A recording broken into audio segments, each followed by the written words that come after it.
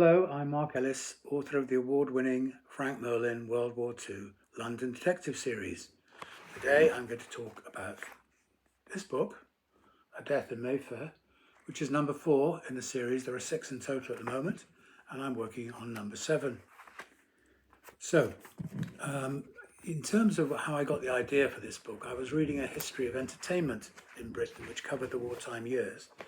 And this actually told me that during the war, there were at least 16 film studios in and around London, which seemed to me quite a lot of film studios. So then I thought, why don't I have a Frank Merlin plot in which a film studio is involved, film stars, actresses, etc., and that's what I did. So I'm going to read you the blurb and then I'm going to read you an extract. So the blurb is as follows.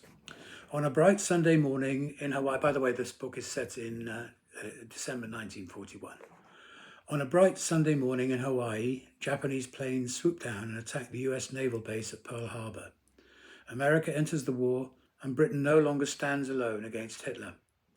Despite this, conditions on the home front remain bleak. In the week Britain's luck changes, the body of beautiful film star Laura Curzon is found on the pavement below her Mayfair apartment, an apparent suicide. A mile away, another seemingly unrelated body, that of a strangled young girl, is discovered in the rubble of a bombed-out building. Merlin and his team set out in pursuit of the connection between these deaths, encountering fraudulent film moguls, philandering movie stars, depraved Satanists, and brutal gangsters. So there you have it. So now I'm going to read an extract. So this is part of the book in which Laura Curzon's body has just been discovered. Laura Curzon's apartment block was called Seamer Mansions and was located in a street just off Park Lane. It was a modern building and, like most in the area, oozed opulence. "One of those Art Deco places you like, sir," said Bridges, that's Sergeant Bridges, Merlin's main sidekick, as they got out of the car. Merlin looked up. Not the best example of the style, perhaps, but attractive enough. The pavement in front of the building was clear. "Looks like they've already moved the body, sir." "Yes, a pity." An ambulance was parked outside. "Look, sir." Bridges pointed to a body-sized bloodstain a few yards to the right of the entrance and close to the curb. They both had a good look before entering the building. In the grand, thickly carpeted lobby, they found 2 ambulance men and a police constable standing over a stretcher. There was a blanket on the stretcher, and they could tell a body lay underneath from the arm poking out on the side. "Gentlemen, DCI Merlin and DS Bridges, might I ask who has the clever idea of moving the body?" The constable inclined his head towards the reception desk beyond him, where 2 men in matched striped trousers and black-tailed jackets were being harangued by a woman in a mink coat. The constable spoke. "Purvis, sir, Mayfair Station. The porters brought the body in. It was on the carpet covered by a tarpaulin when I got here. You can see the mess it caused over there. These 2 lads arrived with the ambulance a few minutes later. They put her on the stretcher and covered her properly.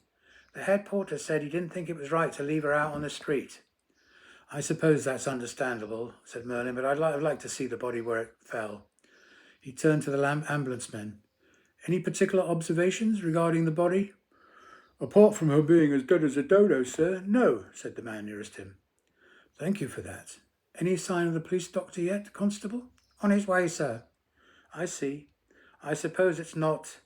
Merlin was finding it increasingly difficult to think as the voice of the woman at the porter's desk continued to boom out. "It's a disgrace, Jackson. A dead body in the lobby. An utter disgrace. I shall be complaining most vociferously to the management. Of course, this is what happens when you allow theatrical riffraff into the place.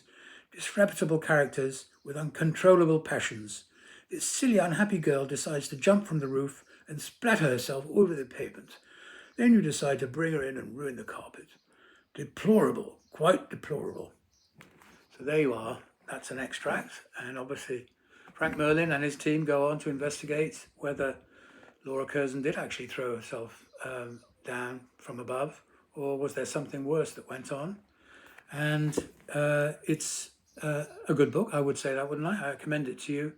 Being called, amongst other things, a very stylish thriller by the Sunday Mirror.